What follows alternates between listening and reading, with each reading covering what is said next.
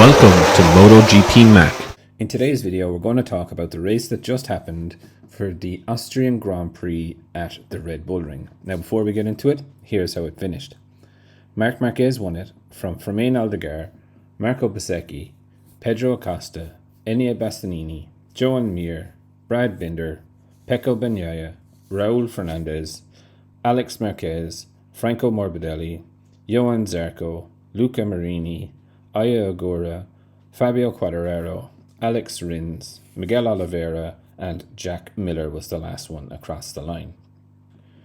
Fabio Di Giannantonio's bike expired in turn 4, I believe, and Jorge Martin crashed, was taken to the medical centre and was released.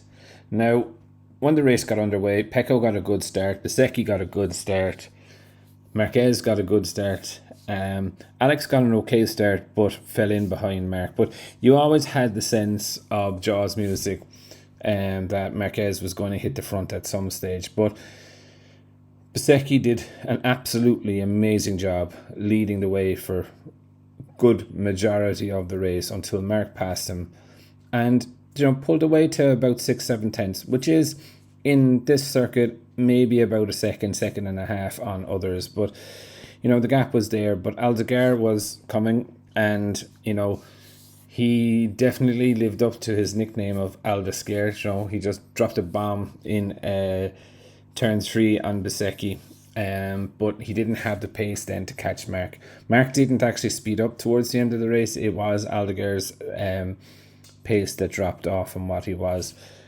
Marco Bezzecchi, look, he has had an amazing weekend. If you looked at how he was on Friday, completely lost. Put it on pole, and in the sprint race and yesterday, looked in very, very good condition. Pedro Acosta, strong weekend for him. Boat races, qualifying, etc. It was good to see the KTM up there. Enea Bastianini, I was hoping that he could maybe challenge Acosta, but he just really ran out of laps, let's just be fair. But it was a really good weekend for Bastianini. Joan Mir as well had a great race. The Honda getting up there into 6th. You always know when a rider is down on his luck when the race commentators say his name and then they say we don't want to comment anymore because we don't want to give him commentator's curse. Brad Binder as well. I had a little bit of a coming together with Aldescare, but saying that, didn't really come forward as much as I thought he might have. Like, he did come up 4 spaces, but, not where I thought he would finish. Pecco Bagnaia, the simple weekend of what a pity, what a points thrown away again today. Just the bike, mid-race on, he just didn't look like he had any answers. You could see other bikes around him comfortably able to outbrake him, and just not what you expect to see from the likes of Pecco. Raul Fernandez, good solid weekend, was running a little bit further up, but fell back. Alex Marquez, I think he went in for his long lap penalty maybe 1 lap too early, and I think this caught him in a train, and he never really progressed after that. So interesting. All right, Franco Morbidelli, well, look, it definitely looks like he wants to fight everyone on the grid. It's really, really interesting, his riding style, because he's bordering on bash passing constantly, and yeah, it's just very, very weird.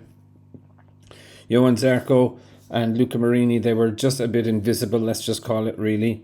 Aya Agura made up 5 spots from his starting spot, but still, kind of would have thought he would have been a bit closer. And then we have the Yamahas, Fabio Quartararo, Alex Rins, Miguel Oliveira, and Jack Miller. And when you look at it, the Yamahas coming across, they were last.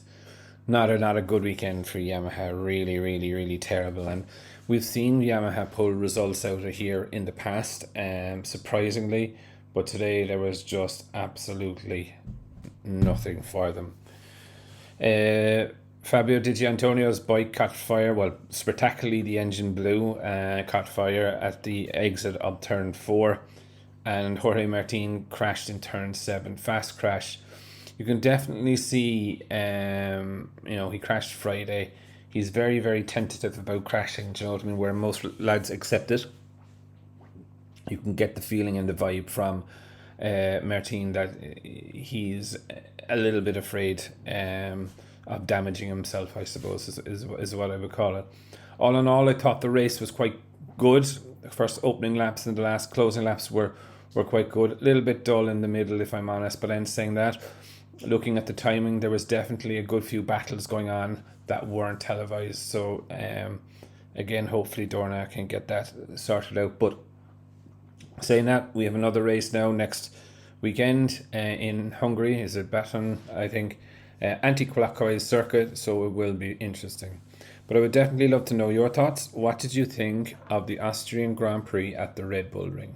Definitely leave your thoughts in the comments below, and I'll be back again tomorrow with another video.